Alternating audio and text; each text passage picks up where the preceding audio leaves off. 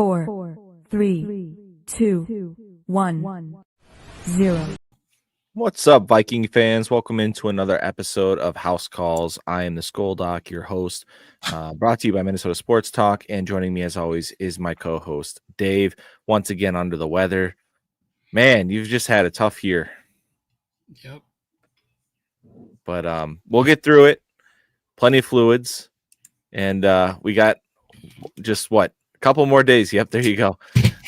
And we're just that much closer to the home opener. We got another preseason game to break down.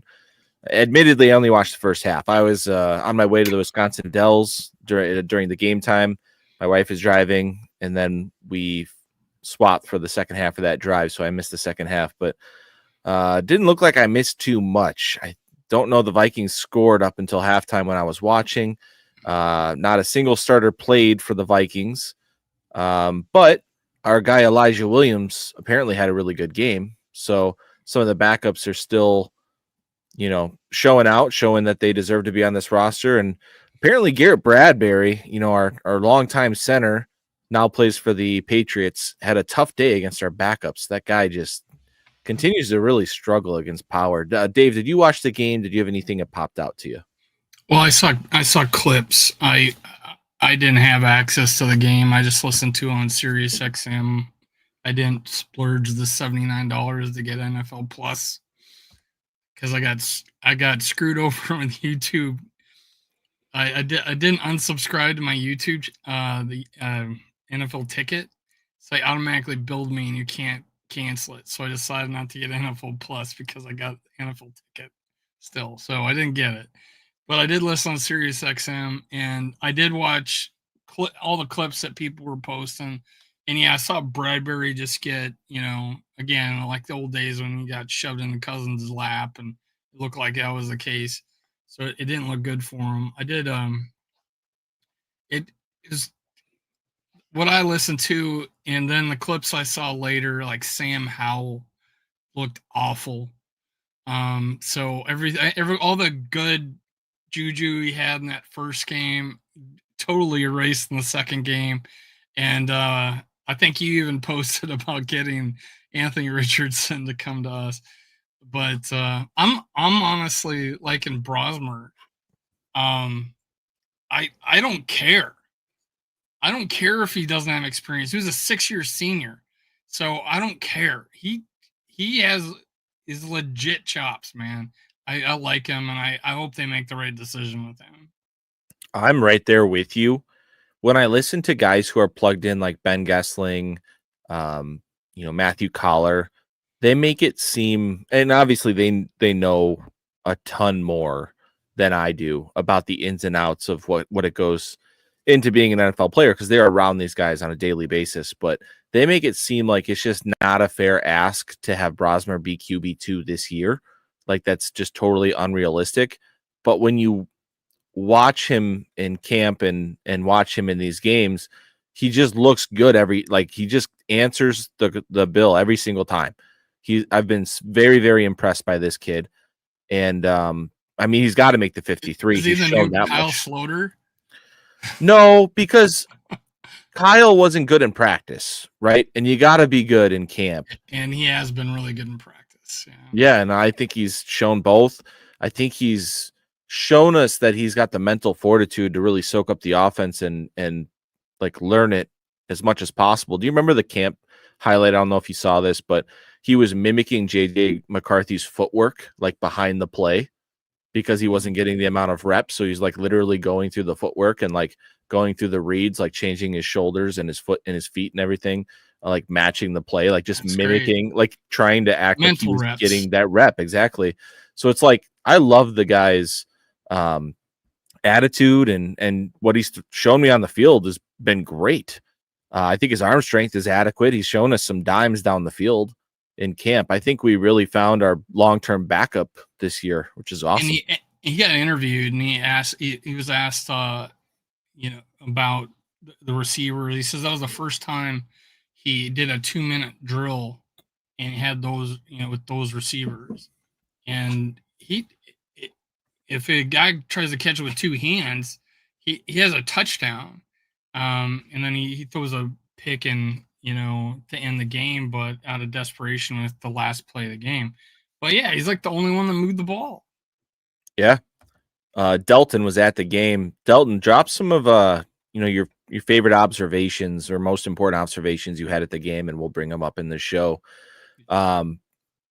Watching the game, I don't know if you saw a clip of this, Dave, but so Kevin O'Connell joined the broadcast for the third quarter, and he knew the play call. Now, Wes Phillips was calling the game, but Kevin O'Connell knew the play call, and he's walking the broadcast through the play call, and they have a motion to the right. He goes, watch this motion coming across, and as that's happening, the wide receiver on the right side of the formation steps up and gets on the line. And immediately Kevin O'Connell knows it's going to be a penalty for illegal formation. So Kevin O'Connell goes, fuck, right on the national broadcast. It was pretty funny. Who was the receiver? Do you know? I don't remember who the guy. Probably one of the deep backups. Yeah. He did blame it on just these dudes. They played a lot of second, third stringers. And these guys were not getting the reps during the Patriots joint practices. That was a lot of first and second team reps. So, like, they kind of came into this game cold in a sense. Like, they haven't had live reps in a while.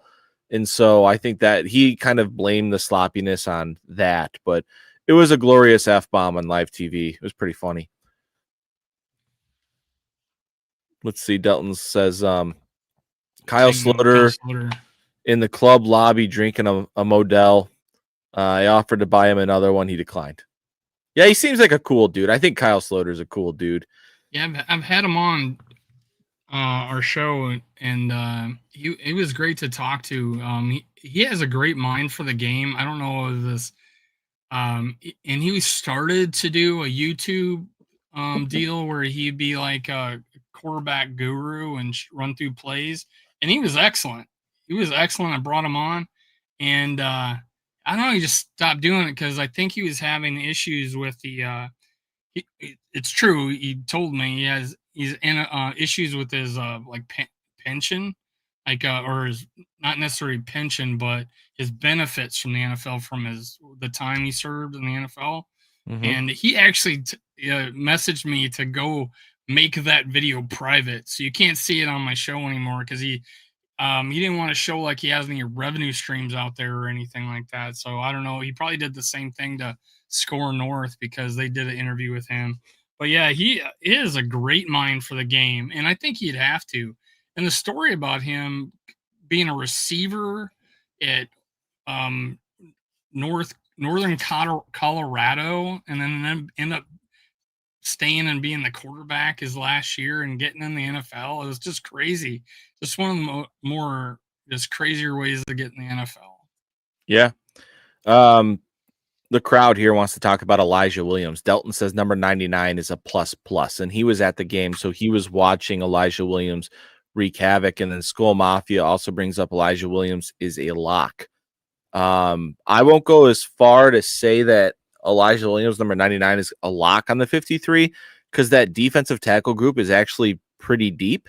And I feel like with this team, they do covet training camp way more than preseason games. But with that said, Elijah Williams has been damn near unblockable in the preseason. He's got a very good PFF grade, a lot of pressures, a lot of run stops, and he's looked really, really good. And I think that's, from what I've heard from the beat, that's carried forward in camp. I don't think he's had as many reps as a guy like LDR. And then also Tyrion Ingram Dawkins is a lock to make the roster as well. So let's break down this defensive tackle group here. We have Hargrave and Jonathan Allen making the squad. You have Harrison Phillips, captain, making the squad. There's 3. You have your draft pick and Tyrion Ingram Dawkins. That's 4. And then Redmond, I think, is a lock too. That's 5. And then if you're going to carry 6, that's between LDR and Elijah Williams, in my opinion. I don't think you can carry more than 6 defensive tackles. I mean, that's crazy, right? Yeah, it'd be a lot. Now, Levi Drake Rodriguez is showing as his injury. Practice due to minor ankle injury he sustained. I don't know. But Okay. yeah, ESPN's given Elijah Williams no respect. They got him on the wrong number on their depth chart. So yeah, this would be one of the bigger shocks of the coming into the season is him making the 53, but he deserves it. Incredible. I've seen the breakdowns of him, and he's just the immovable object. He any angles pursuit. He's got it. He's got everything. I think. I mean, he's not super, you know, dominating by any means, but I don't think he has to. I think he's easily a first and second down, D tackle or DN. I mean, I think that'd be a great spot for him. But again, it's behind some depth. How much playing time would he actually get during the season? Yeah, would a guy like that make it onto the practice squad? You know, the scouts got to be pretty good to look that deep into a roster, but I wish he could make it. I wish he could. And some people talked about him being better than LDR has been. Yeah. Um, I think we have a better chance of getting LDR onto a practice squad than Elijah Williams at this point. Because he's Probably. put good tape out there now for the entire preseason. So that'll be something worth monitoring. I do believe that people get a little bit too worried about getting people on the practice squad. Like typically you don't see teams really stealing a whole lot of players from other teams. With that said, the quarterback position, if you show anything on tape that looks remotely good, Yeah. I think you do get stolen. So I think that's why Brosmer's making the 53. You cannot sneak that guy anywhere. But a guy like LDR or Elijah Williams, probably safe if they don't make the roster. Delton bringing up some good points here. He says that Blackman shouldn't make the team. Blackman's had a tough camp, I guess, from what I've heard, and then his preseason play has not been good. Yeah, I mentioned that last week as a potential guy that might not make the roster because of how well the other players have been. But yeah, he didn't grade out very well, and apparently he's had like the second most snaps of any of the corners. Yeah, In that's the preseason. He hasn't graded out well at all. yeah. When it comes to the ACL, most positions come back fine nowadays, but I do wonder about the cornerback position with as much knee and hip bend that you need to play with and how explosive you need to be in and out of breaks. If he's still just trying to get back to 100% coming off of that injury, it could be. I'm just going to say thank goodness that Okuda's looked good so far in camp and that we, surprisingly might get some production out of Jeff Okuda. So we'll see how that goes. Barber brings up Huber again, the guard. I think he had another solid day. And again, we've had this conversation, but it might be tough to get him on the team too, just because of how deep our offensive line play is. We've kept, I want to say we've kept 9 guys once, but yeah, that might be different. That might be tough to do. Juergens is making it. Brandel's going to make it. Who's your other backup guard? Maybe you can keep Henry Bird and well, they got, so ESPN's got School and Rouse as the tackles. Yeah. Randall, Juergens, and Bird as the interior. I don't think Bird makes it. Maybe Huber probably makes it over him. Okay, so and then there's his opportunity. Yeah, he might make it. That's if we keep 10. Yeah. Maybe it's 10 we kept. I forget. Maybe it's 10, but I don't know. It used to be weird because game day you'd only have like 7 linemen on the team back a few years ago, and then they changed the rules of what you could keep on an active roster. I think it was like 46 active roster players, so teams would only carry 7 linemen. 3 would go down, and you'd be playing your tight end at tackle. Yeah, pretty bad. I don't know why we can't have 60 guys on the field. I was just gonna say, Dave, Don't make any sense. It's like it's all about money. Yeah, I was just gonna say, I'm in the camp of increasing the 53-man squad up to 60, and here's why. usually on a roster number, like once you get up into the 30s, they're just guys, right? They're Jags, just a guy. Like those dudes are important. They fill out the depth of your squad, but they're not going to be stars, right? So I don't think you're giving teams like a competitive advantage by letting them get more guys on the squad. It really just protects them for instances like you just pointed out, where you lose 2 tackles in a game, secondary to just terrible injury luck. You're not throwing a tight end out there playing tackle, like you still have at least a 300-pound dude that you could put out there. He's not going to be good, but he's going to be better than a 250-pound tight end.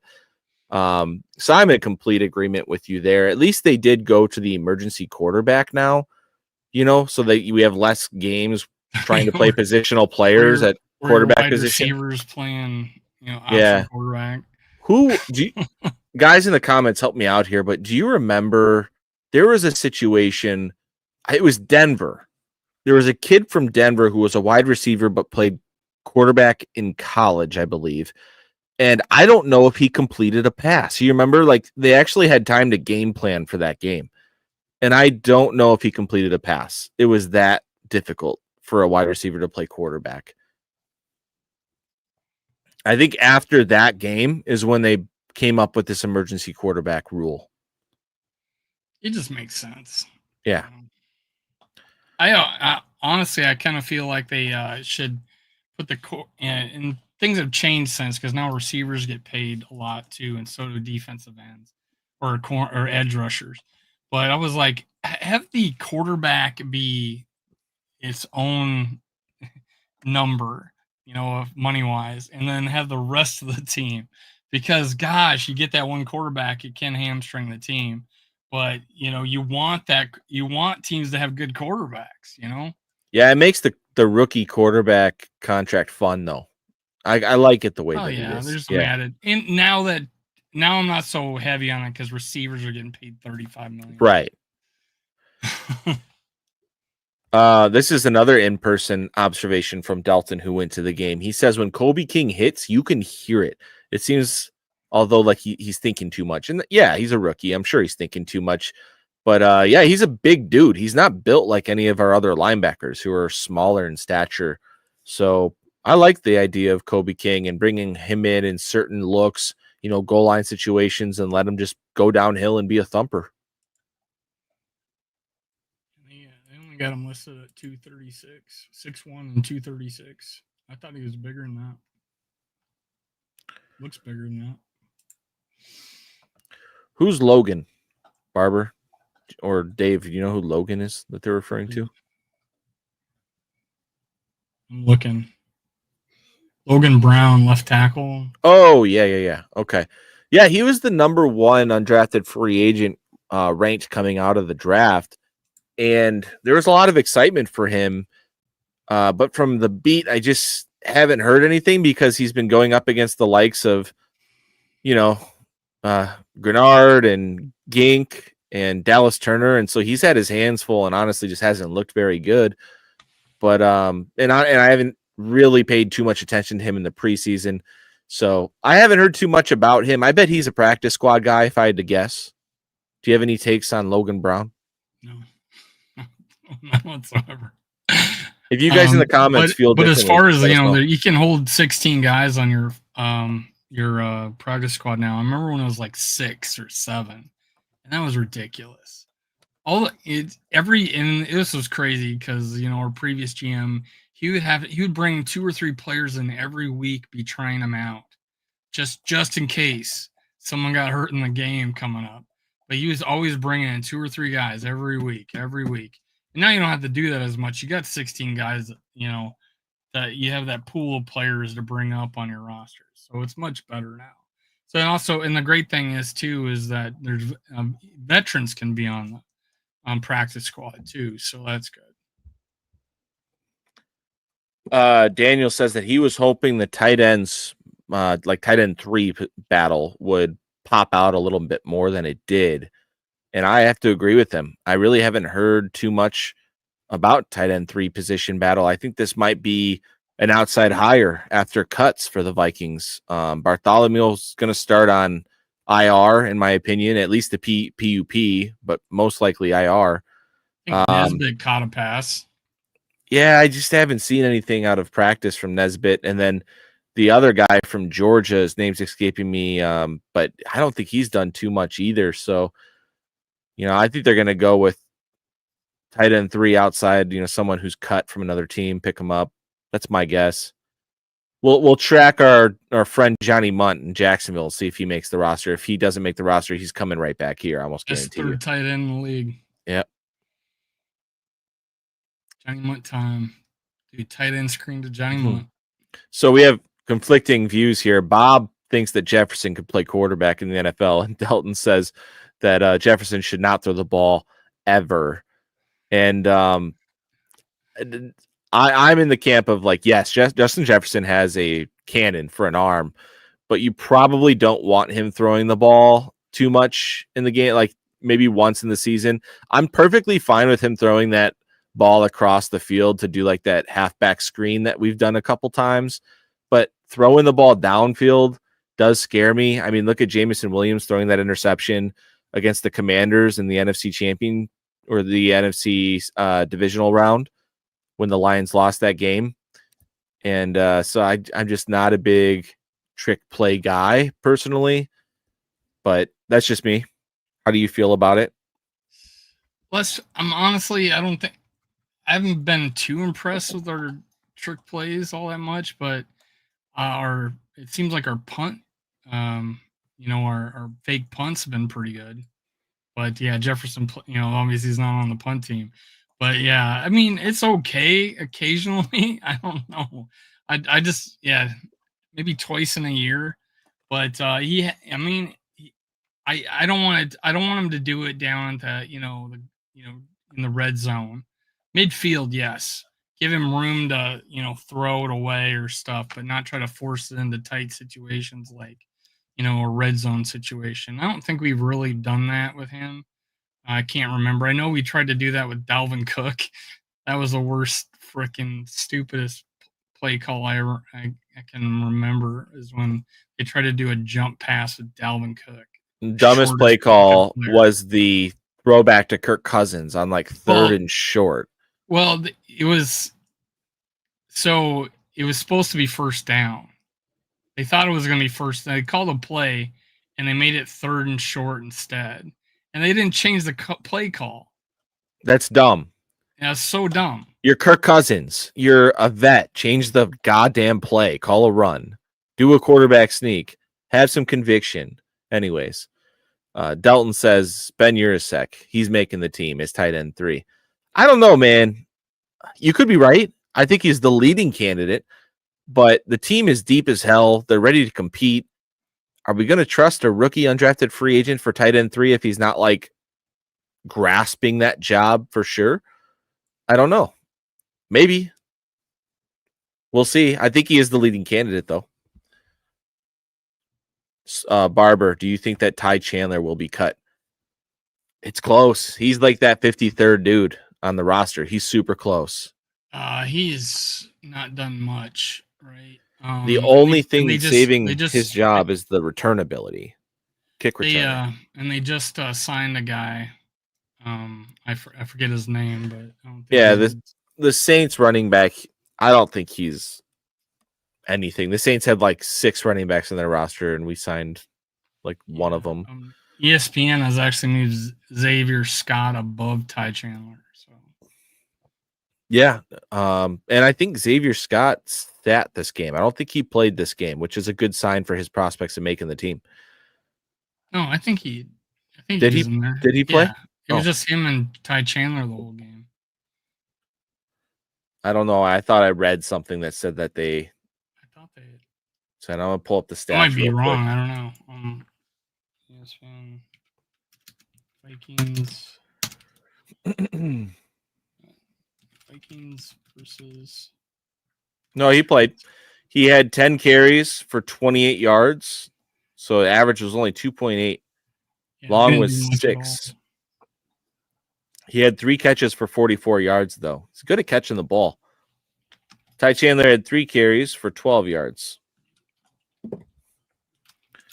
That was just such a bad offensive game for us. Yeah, absolutely terrible. I would be nice. Some teams bench their backup quarterback for this and just let all the other guys play. It'd be kind of nice to just, see Brosmer out there for half a game, like a full, or even more than that. But they love ripping that much, or what? I think he's not making the team. I think they like him as a practice squad guy, just an extra guy in the quarterback room to help game planning and stuff Because you like could that. definitely put Rippin on the practice squad. He's not going nowhere. I'm not seeing who this running back is. Delton mentioned a running back that was cut from Denver. I tried to look it up. I'm not seeing it. If you guys let me know if you find it. Okay, so Barber has something here. He says, I saw something today talking about Romeo Dobbs might be cut. How y'all feel about him? Yeah. I like Dobbs. I think his biggest issue has been drops, but I like what I've seen from Dobbs outside of the drops. Just gotta catch the damn ball. But the Packers do have a deep wide receiver room. There might be a talented guy cut from that room for sure. I'm glad that you brought this up, Barbara, because there is a transition point here. I saw a tweet today from Ben Gessling, I believe, saying to be on the lookout for Rams or 49er wide receivers who don't make those teams, because those systems are very similar to Kevin O'Connell systems. And there's a guy specifically by the name of, I think it's Whittington. Does that sound familiar, from the Rams, who has return ability? And that might be a guy the Vikings have interest in. Maybe even a trade, like late round pick for him. Maybe it's Whittingham. I don't remember. Whittington or Whittingham. Yeah, did we even return any of the punts? I see Tim Jones, Ty Feltman, Austin Keys. Ty Felton fumbled. Those are fumbles. No, I'm Ty Felton fumbled a kick return, which is a big deal. Yeah. Jaleel McLaughlin is who's Delton's talking about, and he's a guy. I think that him and Xavier Scott are really similar in the sense that they're really good at catching the ball, but not necessarily built to run between the tackles. So I would just say roll with Scott personally. So Miles Price had 2 returns for 33 yards, 16.5 average. I saw someone really excited about him, like maybe he can make the team because of the return ability. Yeah, I put out a tweet that said, get this guy in the 53 because he looked natural is the best way I would describe it. He caught the ball. He split, how he split the gunners and he found like 15 yards on a return and it looked natural to me. And that's what I'm looking for out of a punt returner. Don't look like a deer in the headlights out there. Look natural at it. And 20 long. 20, yeah, it looked nice. I think you commented on my post actually. Or you liked it, but I think I liked it. Yeah. He's got to be the leading candidate in my mind. I just haven't seen anything else from anybody else, from any other player. And that's my biggest concern for this team going into week 1 is special teams. You're going into the Soldier Field. Are we really going to trust Ty Felton back there with the ball, potentially fumbling the football against the Bears week 1? That could be the turning point in a game like that, a divisional game. We need to trust someone back there. I would trust Ty Chandler more so than Ty Felton back there personally. We did have the practices last week, and it looks like we struggled again. Every time we have these, dual practices or whatever, joint practices, we struggle on the first day, and then we dominate the second. As it seems like the case this last time, and it looks like JJ McCarthy really stepped up on the second day, if I read it right. Yeah, he had a phenomenal day, and it sounds like they did some game planning for that second day, so they had a legit plan going into that day. That probably made a big difference, but I mean, you can't take anything away from JJ McCarthy. He just balled out that day. He looked fantastic. And Drake May, for, as bad as our defense made him look at times, when he had time back there to make a throw, he impressed me too with some of the throws that he was showing out there. And Travion Henderson for the Patriots, I am sold on that guy. I think he's going to be an absolute stud for the Patriots.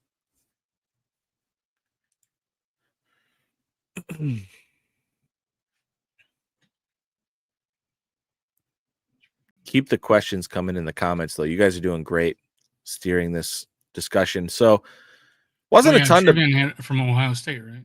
Yeah. Okay, yeah, I was high on him. I was really thinking, maybe we take a running back. It might be him, and we didn't, obviously, but yeah, I was really high because he could catch it. He could catch the ball. He kind of reminded me of Roger Craig. Yeah, he reminded me of Dalvin Cook, the way that he moved. He's just he's got another gear to him. But the Bears were ready to take Travion Henderson, and I think the Patriots sniped them. And I was happy at the time because I liked him as a talent. I like Luther Burden, but I thought Travion Henderson just scared me a little bit more. But now I'm stoked that Henderson's not a Chicago Bear because he looks great. I think he's going to be a star. Yeah, I was really high on him coming out of the draft. It's definitely one of the guys I was looking at. Bob says, should we bring in Carson Wentz? My answer is no. And I know that you guys aren't going to like that, but do you know how long it's going to take these quarterbacks to learn the system, to get comfortable in the system? I mean, Sam Howell, as bad as he's looked, he's had a whole training camp in the system. He knows the system. I'm just going to ride it out with him at this point and cross your fingers that JJ McCarthy stays healthy, or that you need Sam Howell for less than like 2 games during the season, because at this point it is what it is. And, wait for Anthony Richardson to find his way to Kevin O'Connell's quarterback rejuvenation camp and be our backup for next year. Did you see that, Dave? Anthony Richardson is the backup now for the Colts. Yeah. They named.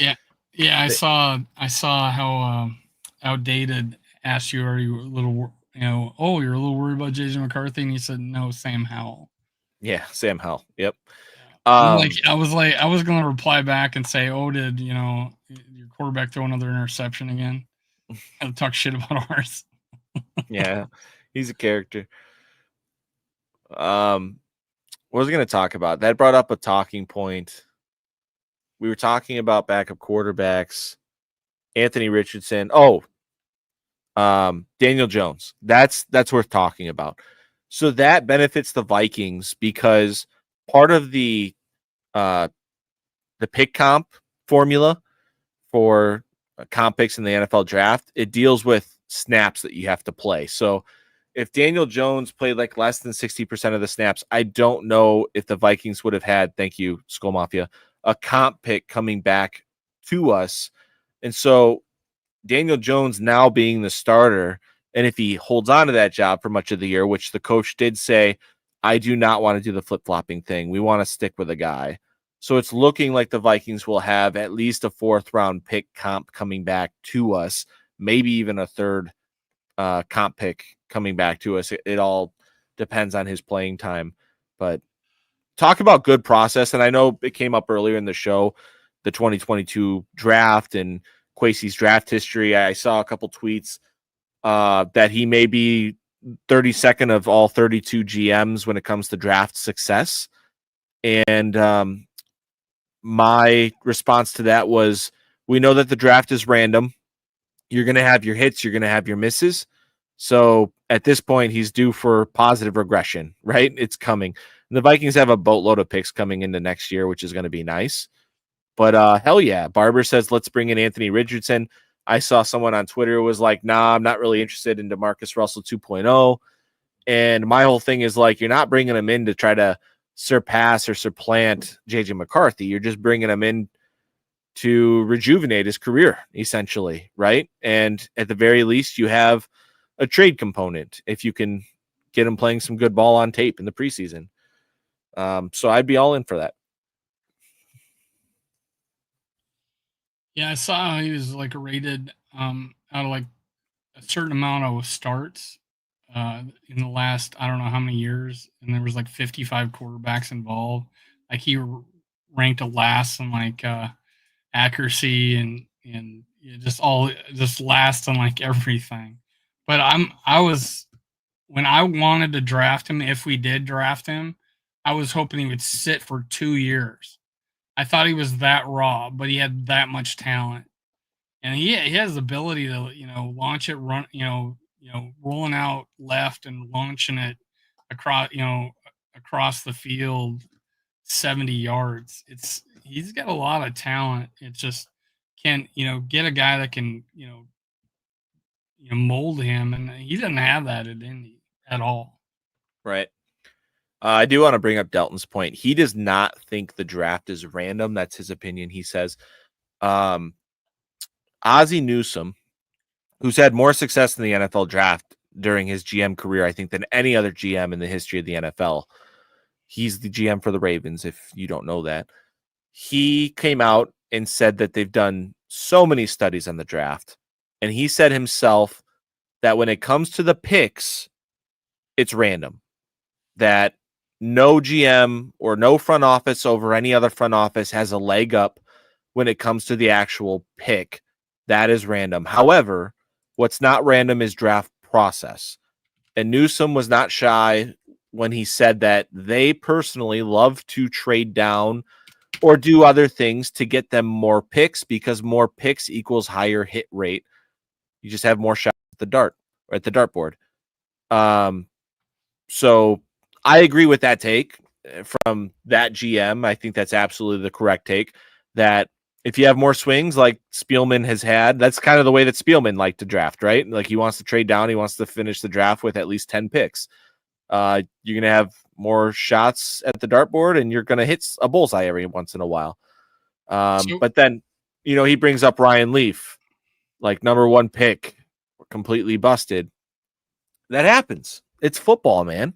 That's random. That supports my argument. That's random. Jamarcus Russell. That's random. So you never really know. Look at his 24 draft.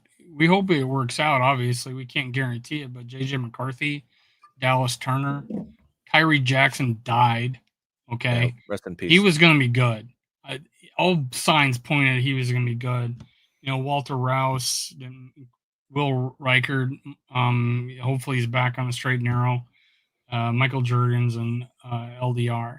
So you got to give his first draft probably could be as could just throw that one out the window, but he got he didn't his first round pick, his next draft was great, and then this 2024 draft might be the cornerstone of our offense and defense with Dallas Turner and JJ McCarthy, and then Will Reichard hopefully plays for us for 10 years or 10 years.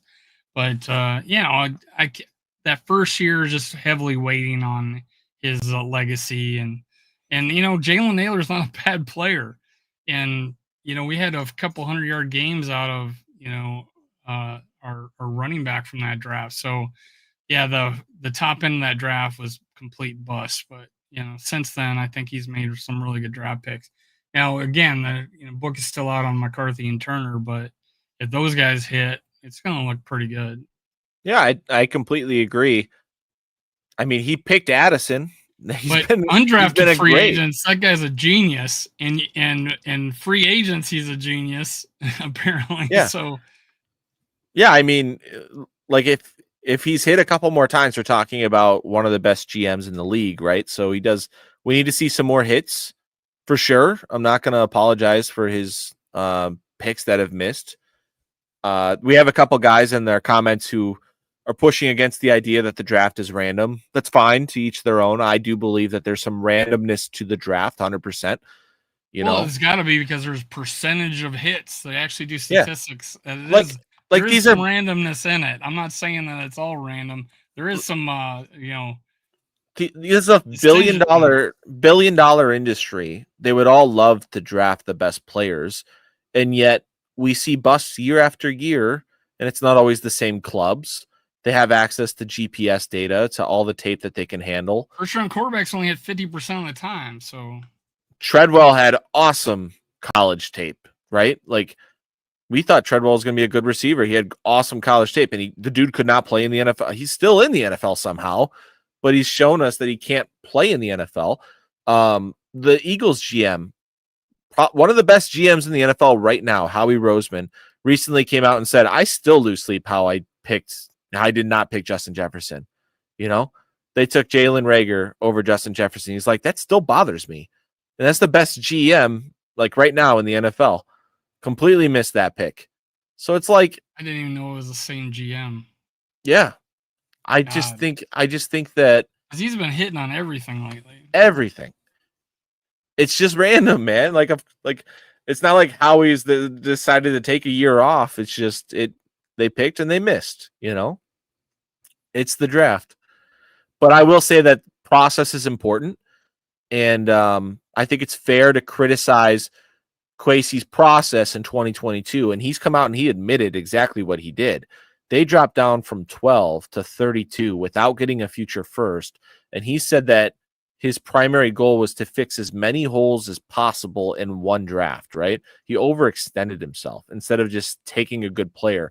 Fast forward a year later, he's on the phone talking potential trade down, and KOC's like, bro, let's just take the good player. And they stuck and they took Jordan Addison. And Jordan Addison's one of the best wide receiver twos in the NFL on a rookie contract. Wide receiver ones in the league. Yeah. He'd be top. I think he's a top 15 receiver, if not more. Yeah. So, no, I'm very, very happy with what Kwesi's done as our GM. I would stack him up against the NFL through much of the NFL and take him over a good number of GMs out there. Looking at Ryan Poles, that dude's won how many games since he's been GM, and they extended him. They just paid that dude. Like the Vikings have. And how much of this is, on Kevin O'Connell's versus Kwesi, but the Vikings have a 12-win season and a 14-win season under Kwesi's tenure here. It's pretty damn good. Yeah, I think as far as the draft goes, Kwesi's disappointments have been greatly overshadowed by his successes in the UDFA and the free agent aspect of his job. It's made up for his mistakes for sure, or misses, not necessarily mistakes, but misses, because you got to rely on the player to actually do his job, right? But Yeah. And again, putting that, being able to, I guess it's more O'Connell's job to bring in the coaches, but just keeping that together, keeping the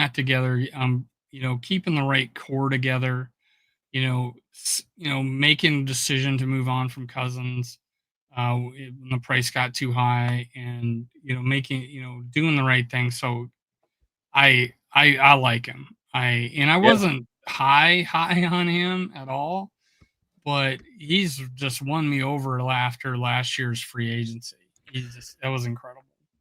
I think my biggest hot take that I've really ever come up with on this show is that the 2022 NFL draft failure for the Minnesota Vikings has more weight on Kevin O'Connell's shoulders than it does on Kwesi's shoulders. And the reason I say that is because Kevin O'Connell hired the wrong guy in Ed Donatel.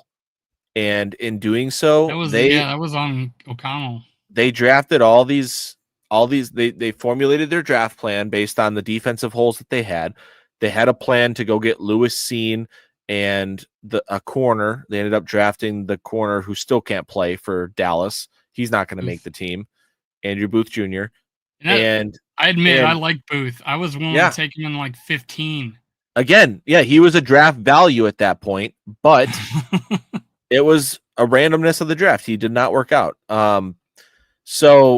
And then they got Ed Ingram as well in that draft. So they got all these reach. They got all exactly. They got all these reach. All these guys to fit a defensive system that completely failed after 1 year, bounced them out of the playoffs because the defensive system was terrible. Not the players, the system was shit. And they fired Ed Donatel, which they should have done before the playoffs, but they didn't. At the break.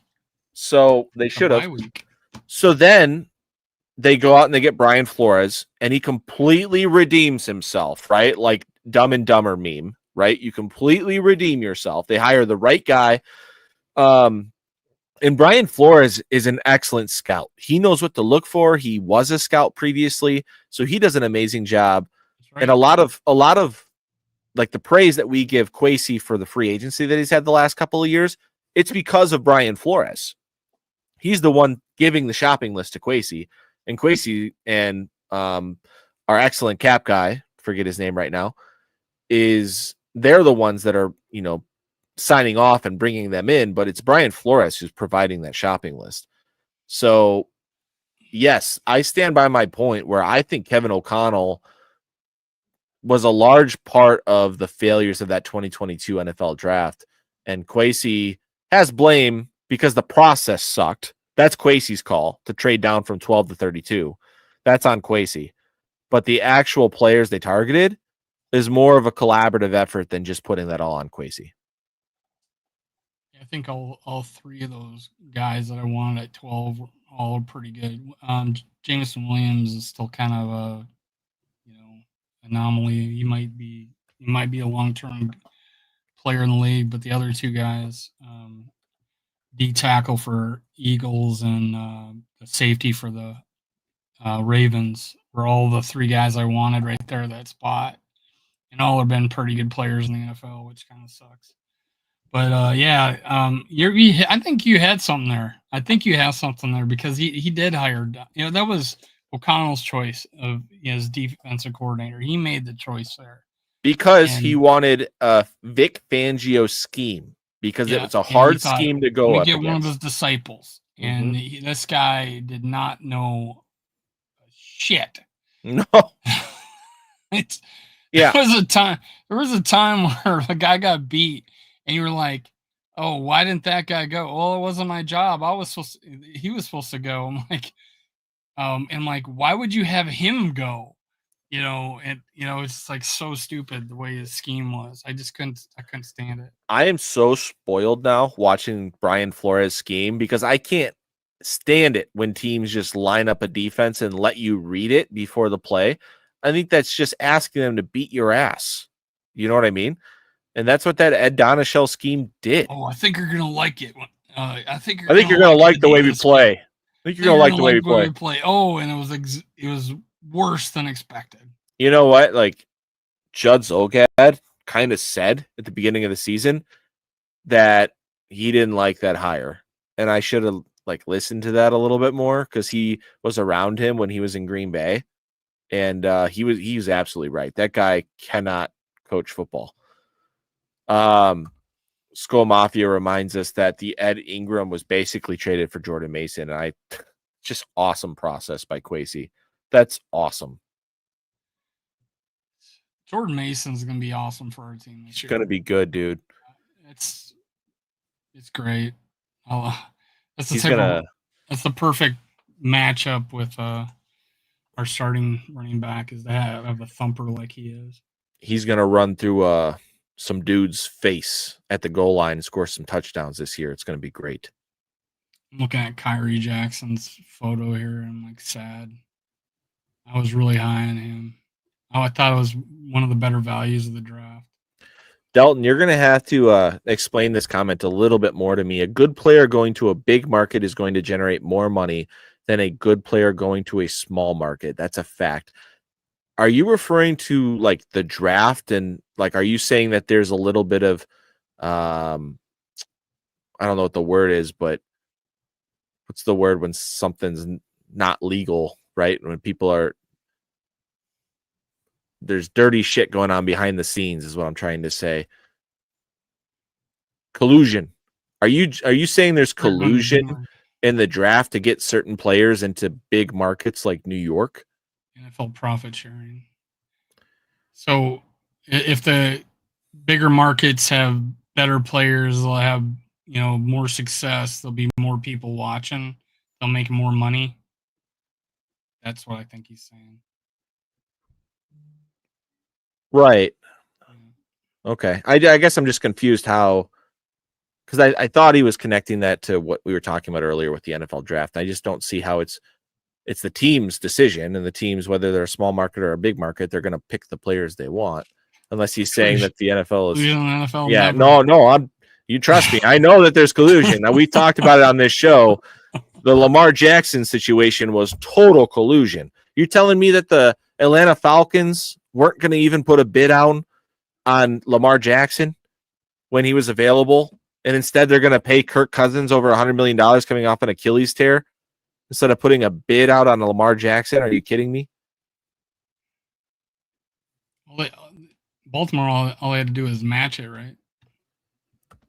AJ, what do you mean Genty wouldn't come to? Genty wouldn't come to Minnesota? Is that what you're saying? Green Bay.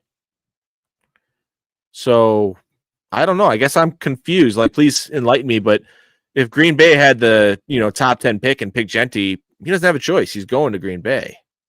Are you saying the NFL they would find a way to block it or something? I don't know. I'm confused by the profit sharing discussion that we're having because the draft is set up to screw the player into going whoever picks them. And we've seen that throughout the past several times. And there's been Eli Manning basically said no, right? Didn't the Chargers draft Eli Manning? He's like, yeah, I'm not doing that. They did draft him and then traded him. Yeah, because he's like, I'm not coming to play for you. Well, same thing happened to what's his name? John Elway. So Daniel brings up a good point. Like, there's NFL players who target tax-free income states, which is Florida, right? Yeah. Yeah, a lot of players want to go to Miami. And guess where that comes into play? Not the NFL draft, free agency, right? When the player has the freedom to go get a deal, they have these teams circled like Miami, Jacksonville, Texas, I believe, also doesn't have income tax because they take home more money. But that's why Cheetah came to Miami. I was going to say, but at the same point, you still see big names going to small markets. Are we going to call Minnesota a small market? Like, it's 15. Okay. 15. We see big names come to Minnesota all the time. Which is now here's the deal. Before we had shitty practice facility. We had shitty I don't know if you saw some of the pictures of what they used to sleep on in training camp. It's just a dorm room with the mattress on the floor. Yeah, it was terrible. And then the practice facility is in the offices. They still had like wood paneling from the 70s. It was just awful. And then the Metrodome and all that. But now we have great facilities. Now it kind of overcompensates for the fact that we have a bad income tax in Minneapolis. It's one of the highest. It's just kind of a shocker. Dave, what's your reaction to this? Jack, thank you for the comment. Turner's success or lack thereof will be a major tell of Flores' ability to evaluate college talent. I know there was a couple people I've had on my channel before that weren't high on Dallas Turner, but he was young, so it would be. I think McCarthy would probably be if that didn't work out, that would be devastating for him. Or having both would be even worse. But no, not Kwesi's ability. Brian Flores' ability. Brian Flores. Okay, yeah, I was thinking Kwesi still. Nah. See, who has he taken? It's a great question. Yeah. Probably had a lot to say of who we'd take, and that might. I don't think he's had like a high draft pick outside of Dallas Turner so far. Yeah. And Andrew Booth wasn't his guy. Yeah, that was before him. Scene wasn't his guy. So yeah. I don't think that's a fair statement, Jack, as much as I do hold Flores responsible for the development of Dallas Turner. When it comes to edge rushers, history shows us that you usually have to take these guys very high, and they have to be athletic freaks. Daniil Hunter was an outlier. We got him in the third round. He was an athletic freak. but he fell because he had no stats, essentially. He had a lot of tackle for losses, but he did not have sacks. He had a high pressure rate, but he did not close the deal and get the quarterback on the ground. I think that caused him to fall.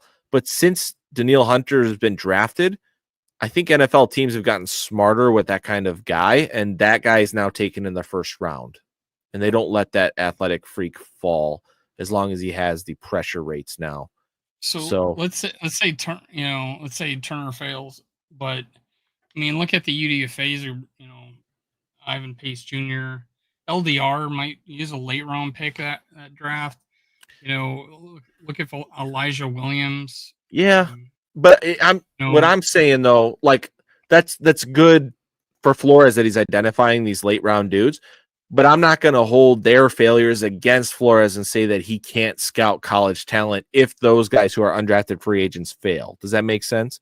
And we don't have any high drafted talent to point to and be like, well, why didn't that guy develop, Brian? Like, what are you missing here? Basically, when it comes to Dallas Turner, I still think it's too soon. I want him to contribute this year. I want him to show flashes this year. He's still so young, guys. He's probably a year 3 type of player to really break out. Like, I hope that he breaks out this year, but I think next year's really going to be Dallas Turner's like, okay, kid, you're a grown ass man now. I think he's 23 years old right now. He's young. He came in the league at like 22 years old or 21. He's 22. He's still a very young kid. In February. Conversely, the stud from the Rams that they drafted from Florida State, he was like 24 when he came into the league. So he was way ahead of Turner from a development standpoint. Bob, I think that Dallas is going to get a lot of playing time this year. I think that he's going to rotate with Gink, and you're going to see him dropping back a ton and covering tight ends in some cloud coverage. And I don't know if you guys saw that clip of Dallas Turner sacking Drake May in the joint practice. He flew around that edge so damn fast. It was so impressive. From all accounts, Dallas Turner has been looking very, very good in camp. We were a little bit down on his performance in the single preseason game we saw. He only had like 7 snaps or something like that. Yeah, he had like 8 or 9 snaps, but Matthew Collar brought up a good point where he's like, if you're Dallas Turner, are you really going to like want to put a legit pass rush move on film? Probably not. Like, you just try not to get hurt. You know what I mean? So I think we can give him a pass for that. But that's one of the most interesting things that I'm looking out for this year is Dallas Turner and his development. Yeah, I got in trouble a little bit when I said he was one of my duds. Yeah, they were mad. Or bums or whatever. What would we call it? Studs and duds. Studs and duds. Yeah, but that was because I just wanted to see him do something. He wouldn't play very much.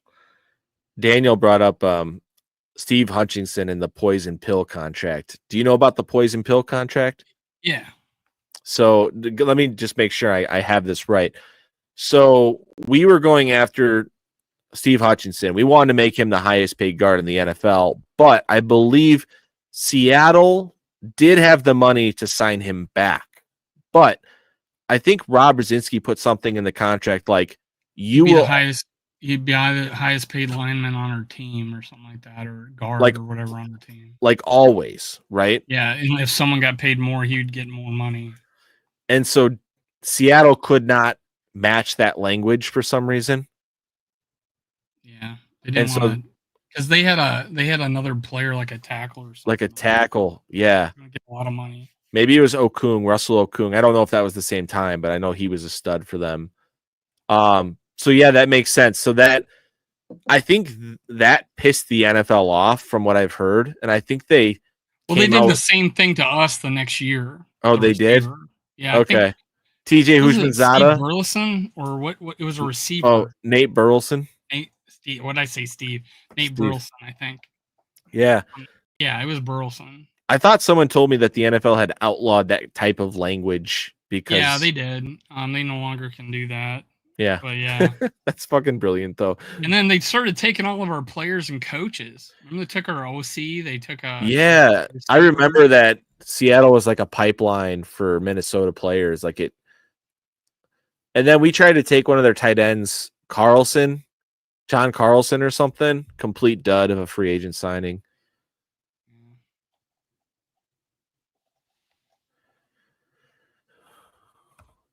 Yep, he says that we got Hutch and Seattle got Burleson the same way. So Northfuse is, yep, you're right. Yeah, I remember Burleson on Good Morning NFL. They taught, or what, I don't know what interview. Maybe it wasn't on Good Morning NFL, but they talked about how because they called him up after they traded Moss, like, you're gonna be the guy. He's like, what?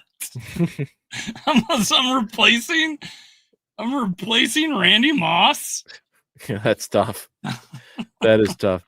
Daniel says Peterson with Hutchinson was lethal. Dude, that whole line of you had Mount McKinney on the left side with Steve Hutchinson, and you had the center. What was his name? He was good too. He went out and finished his career with the Rams, I think. And we had Herrera as a right guard, who wasn't a great guard, but he could run block. Matt Burke, thank you. That wasn't the guy. Matt Burke was great. Burke was awesome.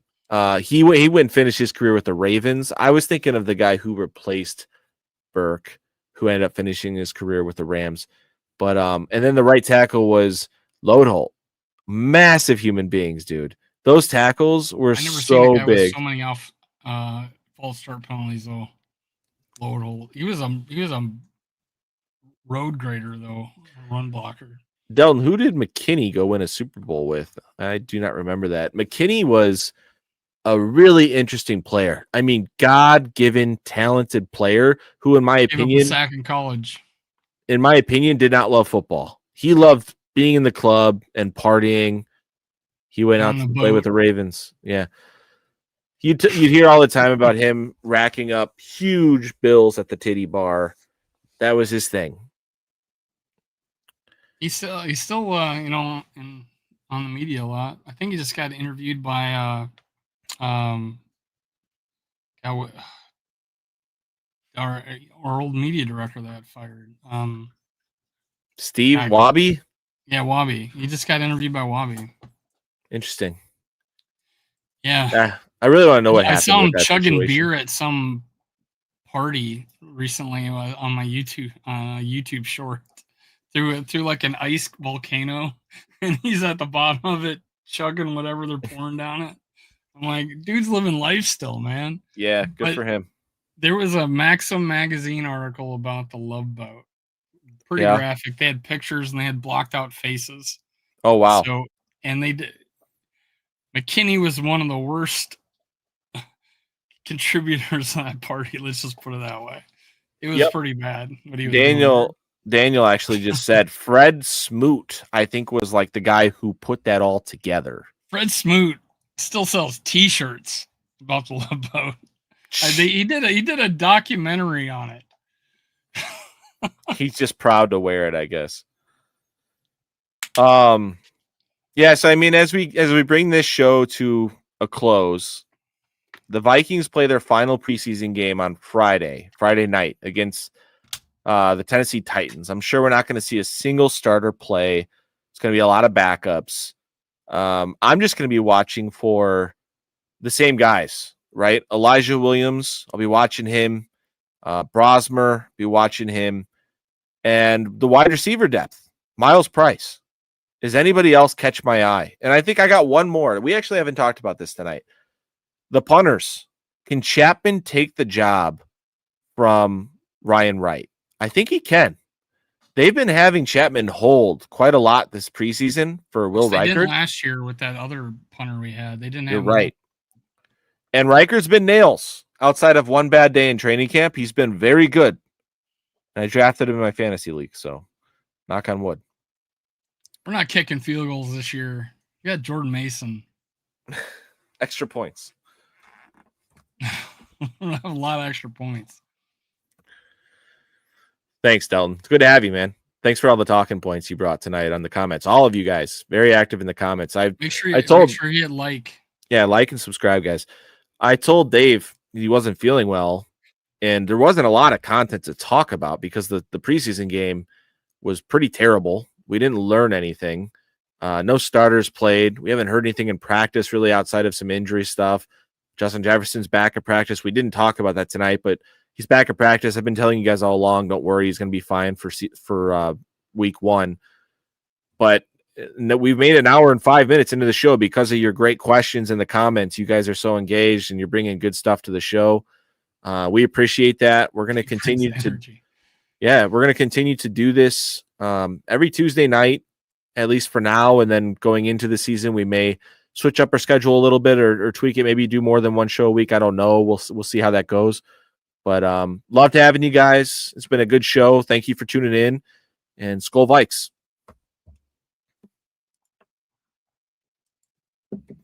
This is where I hit end stream.